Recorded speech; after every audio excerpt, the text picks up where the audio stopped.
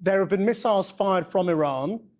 Do you believe, given civilians as well as generals and scientists were killed in Iran, that Iran intends to kill Israeli civilians? I don't think Iran intends to kill civilians. That's something that the Israelis do. The Israelis are the ones who consider everyone to be Amalek and subhuman. They are, after all, the chosen people. So that's not what we do. I think that such language is totally inaccurate, and it only helps the Israelis continue with their genocidal behavior.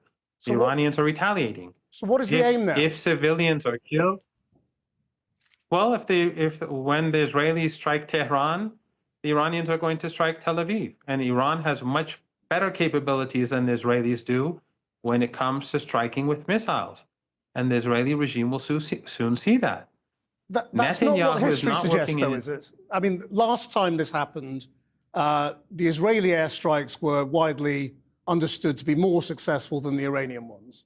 So the question is, what can Iran achieve this time round?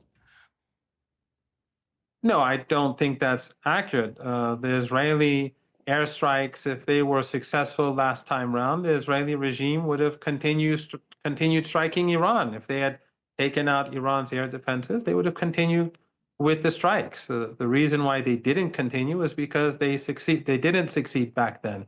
And so it's not as if the Israeli regime has feelings for anyone. If they saw an opening, they would use that. But we have to remember that this war of aggression was carried out, initiated by the Israeli regime, unprovoked. Iran's nuclear targets, nuclear sites, which IAEA inspectors visit there regularly, they were struck. Buildings near my home, where I'm sitting right now, were destroyed, killing civilians. Literally, I don't know in a direct line if it would be a kilometer or not. In different neighborhoods in Tehran, they've destroyed buildings.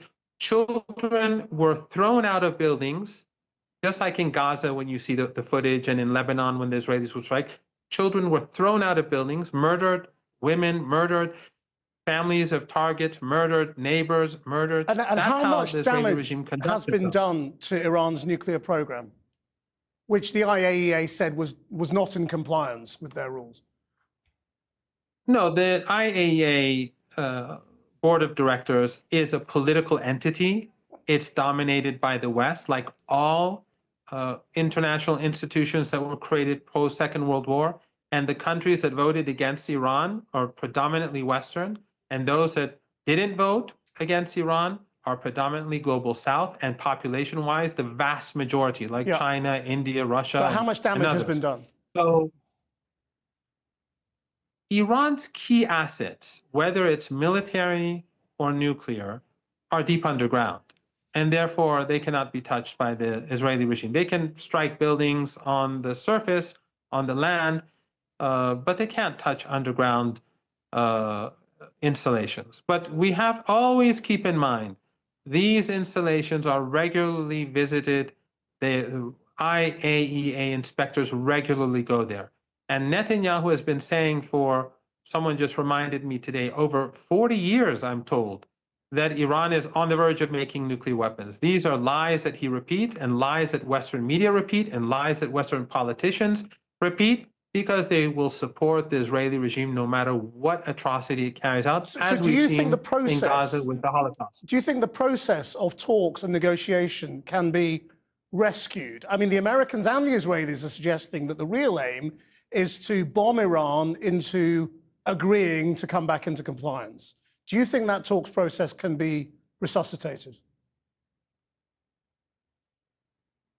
No, I think it's going to be almost impossible to have talks or an agreement with Americans in the future. Trump has shown himself to be dishonest. Just yesterday, he said one thing. Today on social media, saying something else. At the negotiating table, he and Witkoff one day say something, then the next day they say something else. He has agreements like the ceasefire in Gaza, which Witkoff negotiated, and then he goes and says the Palestinians must leave. The U.S. is the guarantor for the ceasefire in Lebanon, but then The Israelis are daily, on a regular basis, murdering Lebanese citizens, and the guarantor, meaning the United States and the Europeans, do nothing about it. The United States is untrustworthy, and it's not just our region, it's with the trade negotiations, it's with Russia, it's with across the board. Trump is simply unreliable, and his White House is unreliable. But now they have murdered Iranians, they have murdered women and children. I know that in the West that's not important because we are Amalek just like the Gazans. But for us, it's very important. And we will make sure that the Israeli regime pays the price. And hopefully Trump is sane enough not to enter a military conflict with Iran. Professor? Just have no doubt that it will be much easier for Iran to strike targets across the Persian Gulf. Much closer, many more drones and missiles can hit these targets. These are all glass palaces. Those family dictatorships that host American bases, they will be seen as complicit.